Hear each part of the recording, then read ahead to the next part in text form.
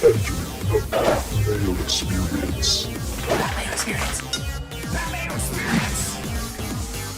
Mayo experience.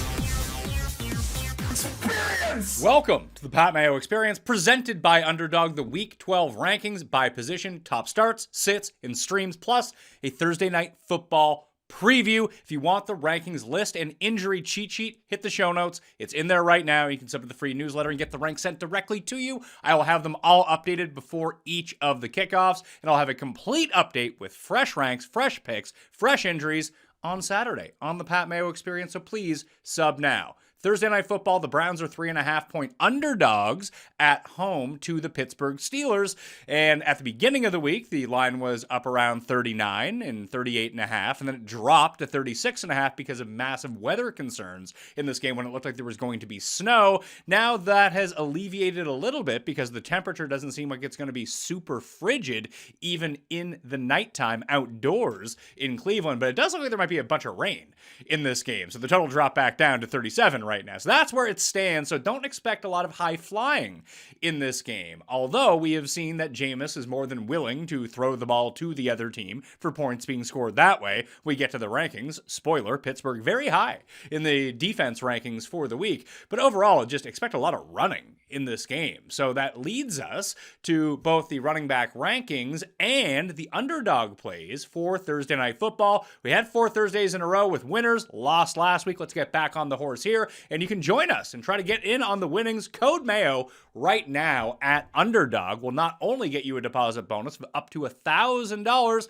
you'll get a free pick for Thursday Night Football with Jameis Winston. You can replace the Jameis pick I have on my entry with one of those if you want to. Just swap in the Jameis. You don't need him to get higher than 8.5 rushing yards anymore if you add the free pick, and it's just a free pick. You already win the Jameis leg of this. But I do have Jameis higher than 8.5 rushing yards in this game. Darnell Washington higher than 9.5 receiving yards. In 4 games with Russell Wilson under center, Darnell Washington has destroyed this total in 3 of those games. It's usually 1 or 2 catches, 1 seam route. He's always on the field because he's always blocking. You worry that there's going to be so much running in this game that there's not going to be enough to go around for any of the receivers. So you want to take the guys that might only need 1 to get there. That's what I like about Darnell Washington in this spot. He might even have been used up to 10.5 at this point. I like him 15.5 and higher. And if you're playing props, you could just ladder him up to like 25 yards and win like 3 times your money that way. But 9.5 receiving yards for Darnell Washington. I actually took Elijah Moore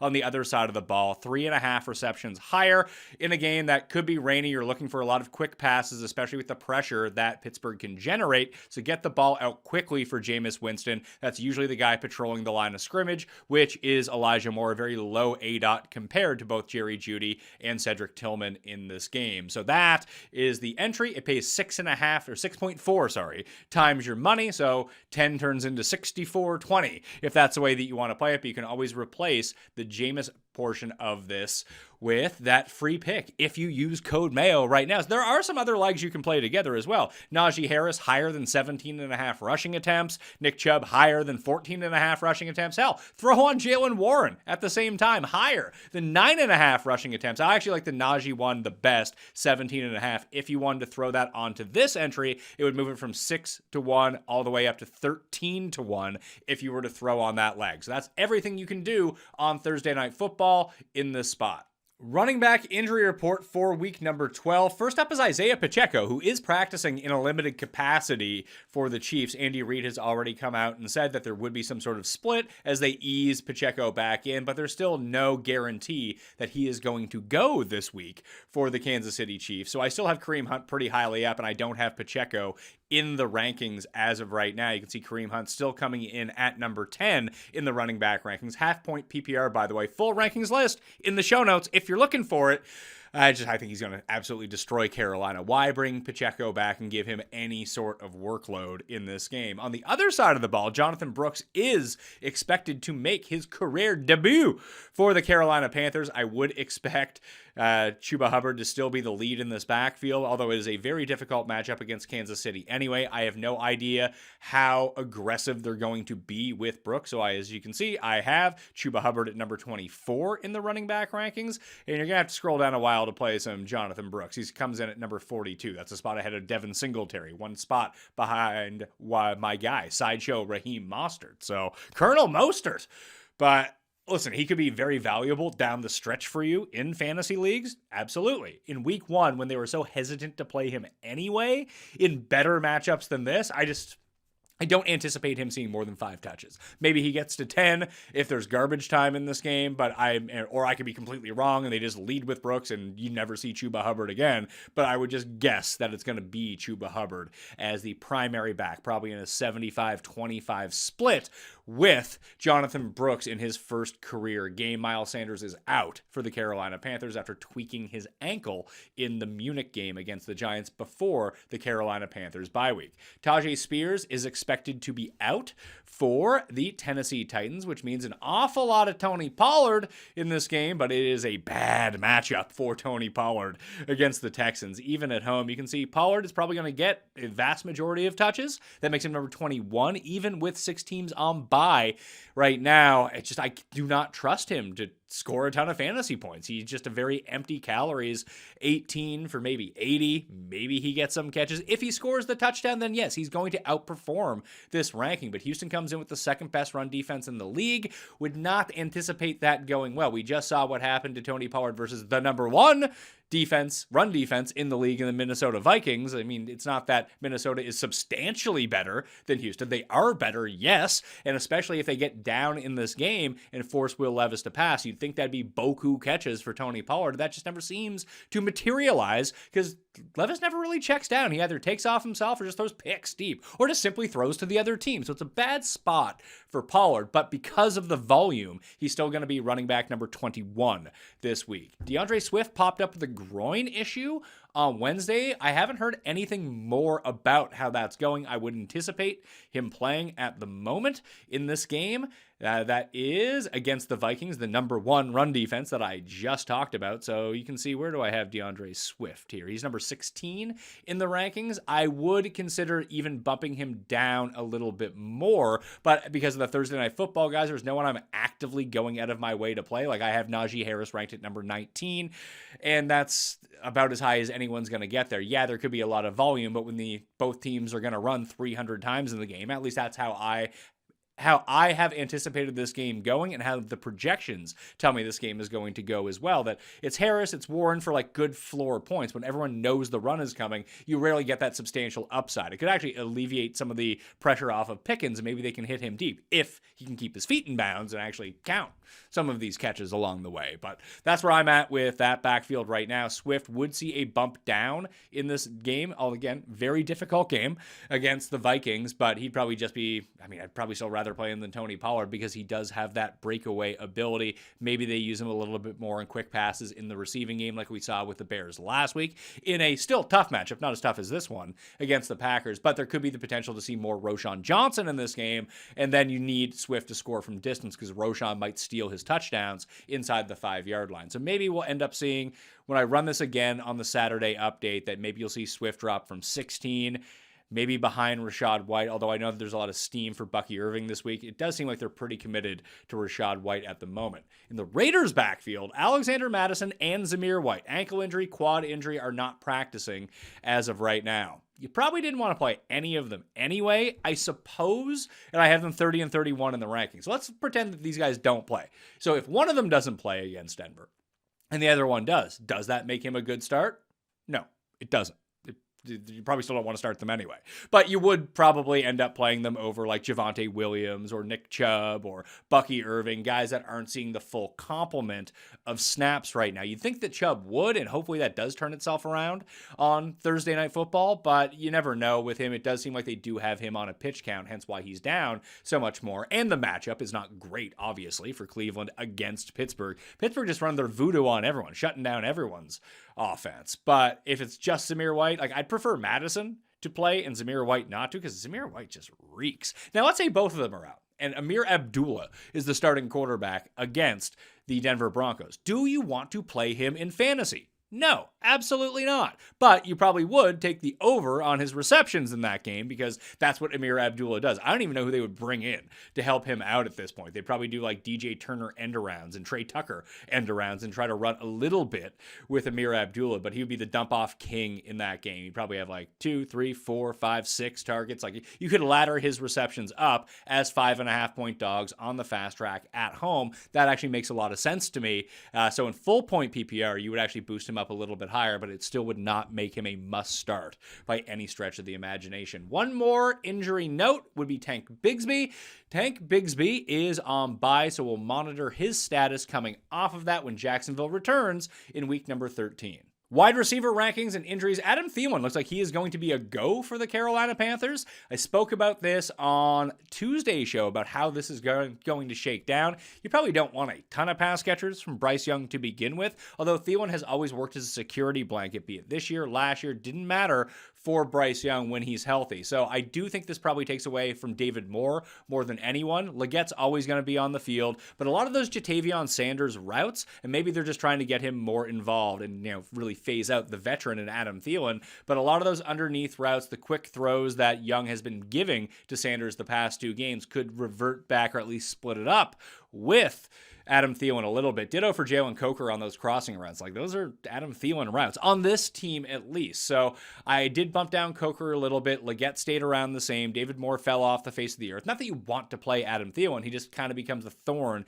in everyone's side. And don't forget that even as substantial double-digit underdogs in this game, that Carolina is not in a great spot here against Kansas City, whose defense is pretty good.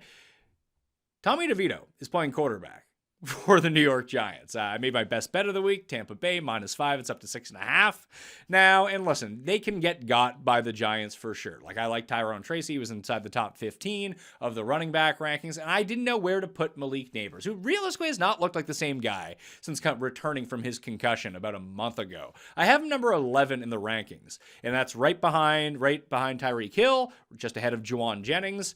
And the more I think about it, it's funny to think about this at this point of the year, especially with the starts. I mean, outside of the week 1 with Juwan Jennings, from weeks 3 to 7, whatever it might be.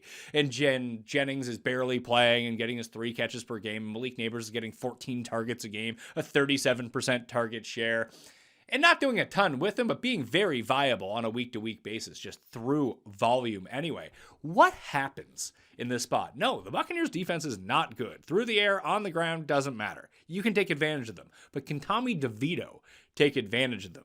If you look at his EPA per play, it is not only is it amongst the worst of anyone who starts right now, but the historically bad quarterbacks from the past 5 years that you can imagine in your mind. He's way worse than Zach Wilson in terms of EPA per play. Think about that for a second and the adverse effects that might have on someone like Malik Neighbors. But I keep him here in this spot because Zach Wilson still was able to make Garrett Wilson a thing. It wasn't the super highest upside, but again, just through volume, he was able to get there. So I do think that the guys like Slayton and Wendale might just fall down. You're going to see a lot of Tracy and a lot of Neighbors, and hopefully that Tommy DeVito doesn't poop in his pants on the field when Todd Bowles fires up some blitzes at him. That's what you have to watch out for. Maybe a Tommy DeVito rushing over. Maybe that's where you want to go with him. But Neighbors would be the only one of the Giants receivers I would have any sort of comfort in starting. The issue becomes there's 6 teams on bye week. There's a ton of injured receivers that you might have to play Wendale and hope it works out.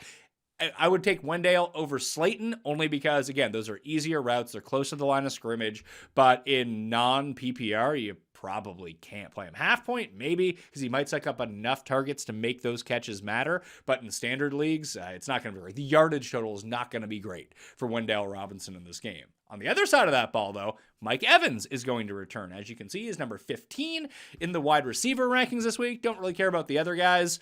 Maybe a Sterling Shepard revenge situation, although he's been the one who's been used the most. Don't have any word on what's going on with Jalen McMillan. He was healthy-ish. I suppose he was active for the last game that the Bucs played before the bye week, yet he didn't run a single route or play a single snap in that game despite being active. So I'm not sure what's going on with Jalen McMillan, but honestly, in the Tampa Bay offense, you want Evans, you want Rashad White, maybe a dash of Bucky Irving, and for sure, Cade Otton. The rest of the guys, if you need fillers, Shepard is the best of the rest when it comes to the Bucs offense this week, especially at receiver. Evans and Otton above everyone else. Shepard, everyone else. That's how the pecking order is going right now in Tampa Bay. In a good matchup, if Baker can stay upright, Thibodeau is back for the Giants. I believe that's official as of right now. You can probably double check on that. But I'm not going to do that. I'm just going to go with what I think I saw on the internet. And if he's back, like, they're going to be under duress the entire game. So it might not be a great Baker game. I just think that they have enough skill to overcome the Giants because Tommy DeVito is playing quarterback for the Giants and he absolutely sucks. Introducing to you the TGL presented by SoFi Golf's newest league, live on ESPN and ESPN+. This is a simulator plus real chipping, real grass, and real green league featuring some of the PGA Tour's biggest players like Tiger and Rory and Xander. Only 2-hour matches inside of a stadium and has other sporting elements like timeouts, refs, and overtime. You tee off from real grass into a screen. You might end up in the rough, or sand, real sand, and have to play it back into the screen out of there. After that, they use the technology to drop it by a real green side area plus a real putting surface, getting everyone involved in the contest. This isn't your average Sunday pickup game. To learn more, visit tglgolf.com and tune into the inaugural season beginning January 7th. Keep up. It's golf. We're at the time of year where people are going to ask you what you want for a gift, and you're going to say, I don't want anything, or I don't know. Here's an answer. Dewar.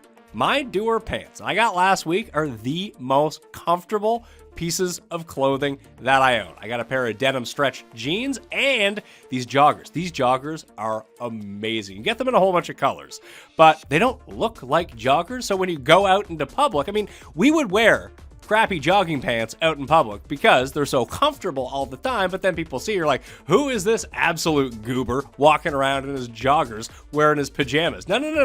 The Dewar joggers look so good. They are lightweight, they're stylish, they are relaxed, and beyond anything, they, again, are the most comfortable things I own. I wore them like 3 days in a row, which is a lot for a pair of pants. I absolutely love my Dewars, and I know you're going to love them too. Check out Dewar's flagship stores in LA or Denver, or shop online at shopdewar.com/PME. Right now, here's the thing. My listeners, you good people listening to the Pat Mayo Experience, get 20% off your first purchase when you use my exclusive URL, shopdewar.com/PME. This is an awesome deal. Don't wait. Go get 20% off right now at shopdewar.com/PME. Darnell Mooney is going on bye week after that hamstring injury that forced him out of week number 11 against Denver. He is expected to be okay upon return, but we've seen these hamstring injuries just linger for ages so far this season. So be very careful with that coming back. If he gets in his full practice, he'll be good to go. Josh Reynolds is going to play for Denver. So just another arrow in the quiver for Mr. Bo Nix. Bo Nix in a great matchup this week against the Las Vegas Raiders. Outside of Cortland Sutton, though, it's very difficult to pin down who it's going to be, now, especially with Reynolds coming back. Is it Reynolds? Is it Vale? Is it Little Jordan Humphrey? Is it Troy Franklin? Is it going to be Troutman? Or Lucas Krull? Or that random other 46 white dude who somehow catches touchdowns for them? Fake Jordan Akins. The white Jordan Akins. That guy. Like, you see him, it's like, who the hell is that guy who got a touchdown for Denver? Oh, it's Akins. I don't know who that is. And I think he has 2 touchdowns this year already. So they just have so many pieces to go around that it's kind of like Sutton or nothing to go along with Bo Nix, unless you really want to play roulette in that situation. And having Reynolds back after getting shot, dudes get shot in the NFL and come back like within a month. It is insane, the healthcare that is going on. You want to be on the NFL healthcare plan, I think, is what really I'm figuring out from how these guys respond to what has happened to them. But Reynolds is expected to be back. Gabe Davis is out for the season for the Jags. They're going on bye week. Keon Coleman and his wrist injury are on bye as well. And he's still expected to miss time when he comes back too. So some other guys in the rankings right now, like I still have DK over JSM, but they're at 20 and 24. That gap is closed substantially. They're both starts this week as low end number 2. Sutton, who I just mentioned, is at number 19. I am worried about Devonta Smith. I have him at number 18 in that game against the Rams, and you just kind of have to pray that it works out well for him. He has not hit Jalen Waddle levels of panic as of yet, but it's either a lot of points or no points every single week. Somehow he has morphed into Eagles Deshaun Jackson with the way that his fantasy performances used to go. Marvin Harrison is at number 25. Maybe you could talk me into moving him up a little bit. I just worry that this is going to be a game that features a lot of James Conner and a lot of Trey McBride, because that is how you beat the crap out of the Seahawks right there. I don't know, like Quentin Johnson I have at 30, and you could talk, like, there's very little chance he finishes at 30 in the rankings, which is really weird. So it's more of a how comfortable do you need to be to play him, because he scores a touchdown every week, so that's great. But what happens if he doesn't score a touchdown? He's going to be like wide receiver 80 for the week, or he scores 2 touchdowns and he's wide receiver number 13 on the week. So I have him that middle point of mid-tier wide receiver 3 for this week with all the buys, like ahead of someone like Elijah Moore, who I like enough. I took the higher on him than 3.5 receptions. That could easily be like 5 for 35 and nothing. Like, that's not really how, that's a Wendell Robinson line right there. DJ Moore, Tank Dell, there's Wendell at 34, Waddle at 35, Keenan Allen, DeAndre Hopkins. It's very difficult to figure out, especially with Juju back and what we just saw and Kelsey being phased out of that offense against the Bills. You think that they're going to go absolutely ham on the Panthers, and I kind of agree. But you saw, even on the Worthy touchdown last week against Buffalo, that they went out of their way to get Worthy involved all on that drive. I think he had 3 catches on the drive. Like, they kind of called his number to get him going. And then he rewarded them later in the game by making a wide open catch that he couldn't keep his feet in bounds with no one around him the entire time. He and George Pickens have like the biggest moron off of keeping their feet in bounds. It is absolutely insane that they are not being, I know that they are being coached up to do this, that in the moment they just can't figure it out. I don't know what's going on. Like, Worthy should have, I think, like 70 more fantasy points than he does at this point of the season, just based on bonehead plays from him. Nothing to do with anything else. And he's actively hampering this offense and making it go. Like, Hopkins would be my favorite out of these guys. Obviously, you're not sitting Kelsey, but we've just seen so many different options. And God forbid Pacheco comes back in this game too. It just has another mouth to feed. Hollywood Brown could be back in like 3 weeks too, to add another just piece of sand into the keyboard, just to blow it up just a little bit more. It's just very difficult to pinpoint where the ball is going to go with Kansas City. All of them carry substantial upside. It's just when you phase that with the downside that comes along with them, like, you could be looking at 1 for 9 because they didn't need that player in that game. It's getting too late in the fantasy season to put too much trust in those guys. Hopkins, because of the highest upside, stays the highest, and then it's Worthy, and then it's Juju, and then, you got to figure that out for yourself. That's still, Worthy's still better than like Leggett or Pittman, or Christian Watson's another one who's in that exact same boat where it feels like he gets his one shot every game. If he doesn't convert his one shot every game, then he's going to be absolutely useless for you. That's why Jaden Reed continues to be the highest ranked of these Green Bay receivers for me in general, because he always does find a way to impact. He's sort of like Quentin Johnston, but better in a weird way, where even if he doesn't do something, he might end up with like 4 for 95, even if he doesn't score a touchdown. They'll use him on an end around. It's not just touchdown or bust for him, although he just seems to continuously put up like high teens fantasy points every single week. Other guys to look out for, Demario Douglas just continues to be a good option for the Patriots as a safety blanket for Drake May, Roma Dunze, Noah Brown. Brendan Cook should return this week as well for the Dallas Cowboys. Unfortunately, Dak is not returning this week for the Dallas Cowboys. Cooper Rush did throw for 350 and screwed over my underdog play from Monday night because of that, but it's not like he was just giving out fantasy points to everyone. Maybe if Cooks comes back with the speed, like he gets PRP injections and goes, or whatever it's called in Germany, where you get the blood spin, and now he's as fast as Kevontae Turpin, maybe he can score a really long touchdown here. But a guy coming back after missing 5 weeks off a knee injury, not super excited to play Brandon Cooks in this spot. Tight end injury. Sam Laporta practiced in full on Wednesday, so he's going to be a go for the Lions. That's good news for their offense. Not that they probably need it against Indianapolis, but hey, more bodies, so don't worry about Brock Wright. If you streamed him and got your touchdown last week, Bon chance, good for you. But now you don't need to do that anymore. Dalton Kincaid's on bye. Maybe he'll be back when the Bills return to action in Week 13. George Kittle is expected to be in. He says he's going to play, so you play him. Noah Fant has yet to practice this week with his groin injury. A.J. Barner continues to fill in for him, but you probably don't want to play A.J. Barner even with 6 teams on bye. And Jake Ferguson is leaning out with his concussion. He is not past protocol as of yet, and he has not practiced at all this week. And it's a short week for the Cowboys as well because they played on Monday Night Football. So the rankings themselves, McBride, Kelsey, Otten, Bowers, Goddard, and Njoku, you knew those 6. Those are the big 6 for this week. Henry and Laporta, yeah, you're probably going to play them too. Then you have Freiermuth. Will Disley continues to perform. Jonnu Smith, Tucker Kraft, then Schoonmaker comes into the mix. So it was like a double tight end split for Dallas once Ferguson ended up coming out. I think Schoonmaker is the better option of the two with Cooper Rush. I don't trust it a ton. Like if you wanted to play Ertz, you know what?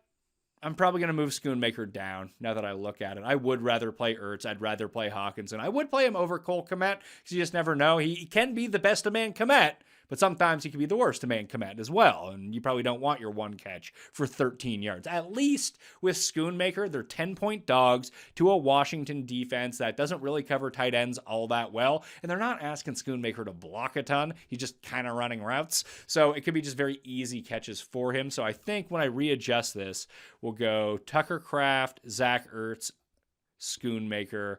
And you know what? I'll probably put Hawkinson up around like just ahead of Jonnu Smith. Now that I'm talking it through with you good people right now, that makes more sense to me. As long as Isaiah Likely is back, Mark Andrews could be good, but most likely he's going to be bad, as everyone who is a tight end on the Ravens right now. It's like that Kansas City situation that I just talked about. You can't pick out who it's going to be, so don't even try to pick out who it's going to be. Just try to find a better option. That makes the most sense to me. Quarterback injuries and news. Daniel Jones is benched. That means Tommy DeVito is starting, which should tell you that the Giants are actively tanking this season because if they actually wanted to try to win, they would play Drew Lock, not Tommy Cutlet. So keep that in mind. Brock Purdy has a shoulder injury. He is expected to play against Green Bay this week. And Trevor Lawrence missed week 11. There is a chance that he returns after the bye week, but there's also a chance he is out for the season. They're very like hush-hush about this entire thing. It's a grade 3 AC joint sprain in his left shoulder, so his non-throwing shoulder. But where is Jacksonville going at this point? They have 2 wins.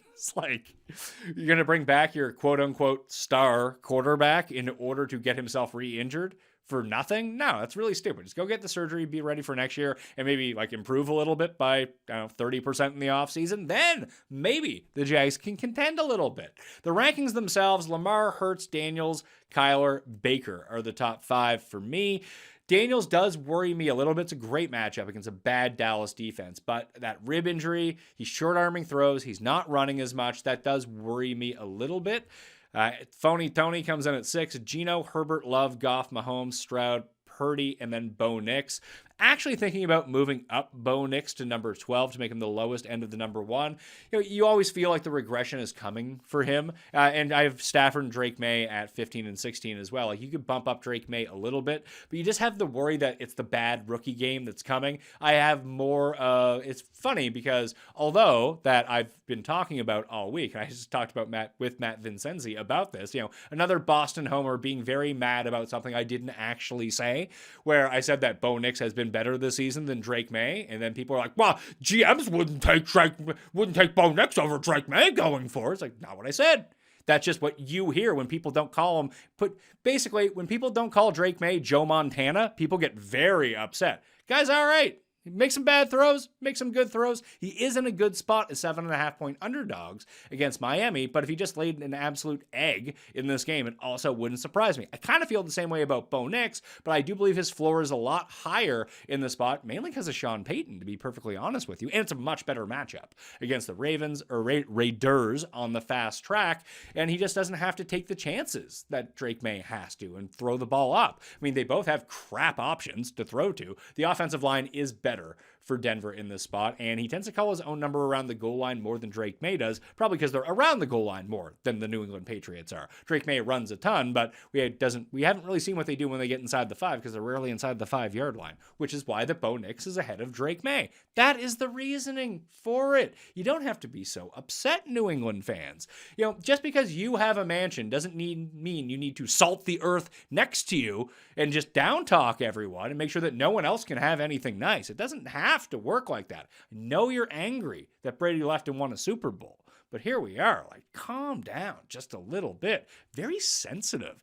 It is that I know, like, where I'm at, the weather is worse than where the weather is where you're at, but you don't have to get so mad about it the entire time. Good things can happen in your life. Just be excited that you have someone who could be really good. Doesn't mean he is really good, but he could be really good. And that should be the exciting part about all of this. But yes, I'm going to move up Bo Nix and Drake May, actually, after saying all that, ahead of CJ Stroud. I just don't trust CJ Stroud right now. And Mixon can do so much on the ground that he doesn't have to do a ton. I did see that the Texans are 30-1 to win the Super Bowl right now. I mean, I don't think that they're going to win the Super Bowl, but based on the impressions that we had of them coming into the season, that it seems like a really big number, considering that they're going to walk away with the division. They're going to get a home game. And once you get into the playoffs, especially the second round of the playoffs, if they can get by, I mean, if it's the Ravens or Chargers, it's going to be a real tough scene for them. But they could win that game. Their defense still is good enough. If their offense can actually improve here in the final third of the season, the Texans could be absolutely fine in this spot and go on one of those runs that everyone expected them to do 10 weeks ago that they never did. It just happens later in the season once everyone gets a little bit healthier for Houston. But of all the long shot Super Bowl winners right now, like, they're the best bet simply because you know that they're going to be in the playoffs with a home game and they're 30-1. Like, why not? And they put some scares into teams, whether it be with Watson over the years or even CJ Stroud a year ago. And when you have that elite of a defense, especially if you have to start playing games outdoors, it's a good look against the Bills and the Chiefs in this spot, or even the Steelers. Like, yes, the Steelers are rolling right now, so the recency bias is in our mind. But if the game was Houston at Pittsburgh in the first round of the playoffs, what's the spread in that game? Like 2.5? But one team is 10-1 to win the Super Bowl, and the other team is 30-1 to win the Super Bowl? That something seems off. Either one team is wildly overvalued, and the other one is undervalued. In a futures market like Super Bowl odds, then probably everyone is overvalued because of the hold that most sportsbooks take on you in that spot. But if that's what the market is bearing, that you have Pittsburgh at this price and Houston so far behind them, like, something is off in that, because those teams are very close in terms of overall skills. They're both going to have home games in the playoffs as of right now. In fact, I can confidently tell you Houston will for sure have a home game in the playoffs. I can't tell you that about Pittsburgh. They have a very tough schedule to end the season. They should have a home game. They should win the North. If they finish second in the North and fell to the 6th seed, I wouldn't be super stunned by that either. So just keep that in mind when you're thinking about some of these futures of how the rest of the season actually plays out, not just what you have seen the past 2 weeks. Because, you know, no one would bet on the Chiefs to win the Super Bowl right now after watching the Chiefs play all season long. When we get to January, they're going to be like the third favorite. Like, yeah, I should probably bet the Chiefs. They'll get it together, and they probably will, because that's what they do. All right? Defenses. To close this all out, once again, you can find all of the rankings down in the show notes and in the Mayo Media newsletter right now. Steelers number 1, Texans number 2, Vikings number 3, Broncos number 4, Chiefs number 5, Washington number 6, and then I think those are the big 6 this week for defense. If you can get one of those, you're off to the races. That's great news. After that, good matchups, not great matchups. You have the Lions against Indianapolis, but if Indy decides to run the ball 400 times in this game to try to keep it close, then there's just not going to be a lot of fantasy points scored. Conversely, Detroit just might be up 21-0 in this game and force phony Tony to be throwing India, which is exactly what you want. So I can see both scenarios, hence why they're down a little bit, because the other way that game could potentially go, especially with the spread only being at 7 and not adjusting throughout the course of the week. The Bears at number 8, you're playing Darnold, you're good in my books for a defense. That's good enough reason to play anyone. And the Bears D is lacking a little bit from what it was earlier in the season, but cold, outdoors, in Chicago. Sam Darnold, good enough here. Tampa Bay against Tommy DeVito. Then Drake May against the Miami Dolphins as 7.5-point dogs. Expect to see like 40-plus pass attempts from Drake May. That's always good news for the opposing defense. Giants and Eagles round up the tier 1 defenses this week. The Eagles actually are a better real-life defense than a fantasy defense. Sometimes that happens. Cleveland, 49ers, Cardinals, Ravens, Rams, Titans, and then the Packers coming in at number 19 in the week 12 defense rankings. Thank you all for watching. Smash like and sub to the channel while you're here. And let's win some bucks on Underdog this week using code Mayo. You can win bucks immediately from your deposit bonus of up to $1,000. That's free money right there. And then you get a free pick to add to any of the entries that you want, be it on Thursday Night Football or on Sunday or for a basketball game. You use code Mayo, you get in, and try to double the odds. I mean, you don't need to try to. You will double the odds on any of your entries, and the pick is a guaranteed winner. So I check that out. Code Mayo at underdog right now. We'll see you next time. Mayo experience! Experience!